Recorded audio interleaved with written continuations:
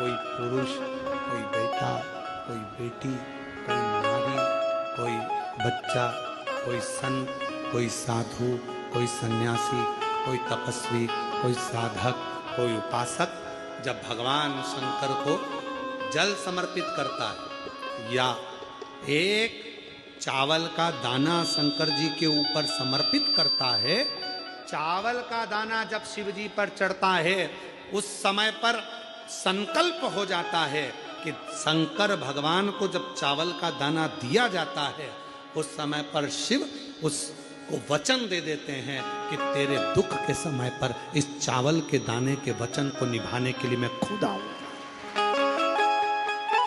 अब इसका प्रमाण कहां मिलेगा कि चावल के दाने में ऐसा क्या होता है कि भगवान को वचन देने के निभाने के लिए आना पड़ता है? तो श्रीमद् भागवत कथा, श्रीमद् भागवत किस किसने सुनी है? हाथ उठाओ जरा, भागवत जी किस किसने सुनी है? सबने सुनी है। श्रीमद् भागवत कथा में सुदामा जी के चरित्र का स्मरण करिए। क्या ले गए थे सुदामा जी भगवान कृष्ण के पास में? तंदूल, चावल।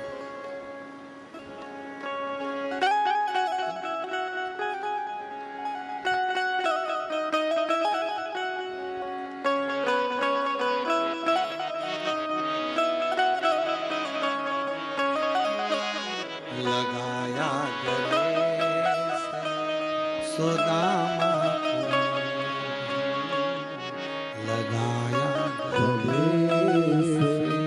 सुदामा को मोहन हुआ रुक्मणी को बड़ा ही अचंबा, हुआ रुक्मणी को बड़ा ही अचंबा।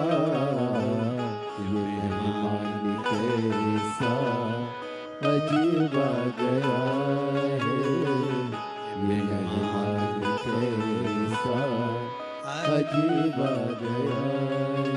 क्या लेकर गए थे? तंदूल। नहीं था खुद के घर में, पड़ोसी से मांग कर लिया। सुशीला ने अपने साड़ी के पल्लू में तंदूल को रखा। जब साड़ी के पल्लू में तंदूल को रखा तो तंदूल के वजन के कारण साड़ी फट गई, तंदूल नीचे गिर गया। सुशीला ने साड़ी के 4 भाग कर लिए और तंदूल को बटोर कर उसमें रख लिया।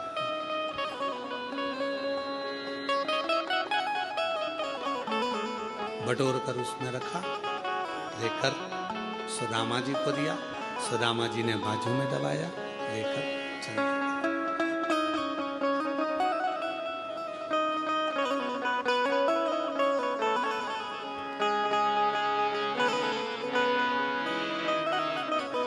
चरण पखारे भगवान कृष्ण। मेरी भाभी ने कुछ भेजा, सुदामा जी ने छुपाया, कृष्ण ने निकाल लिया। तंदूल लेकर हाथ में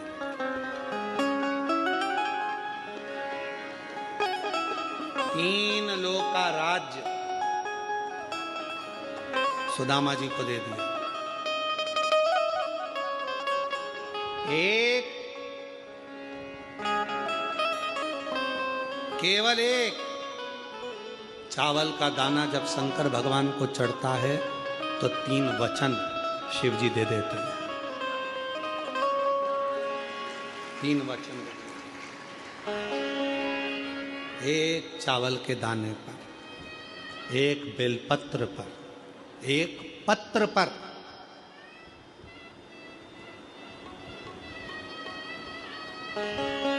एक चावल के दाने पर 3 वचन मिल जाते हैं। जैसे ही शिवलिंग के ऊपर आखा, आखा जानते हो ना आप लोग, क्या बोलते हैं इधर महाराष्ट्र में? आखा, पूर्ण, अक्षत। एक चावल का दाना आखा, खंडित नहीं है, पूर्ण आखा अक्षत जब शिव को समर्पित किया जाता है, वो एक चावल का दाना 3 वचन को दे देता है। शिव कहते हैं तूने मुझे जो अक्षत दिया है, ये आखा चावल का दाना जो तूने मुझे दिया है, मैं भी तुझे मृत्यु की सैया तक पूर्ण रखूंगा, तुझे तड़फने नहीं दूंगा। दूसरा वचन देते हैं भोलेनाथ एक चावल के दाने से।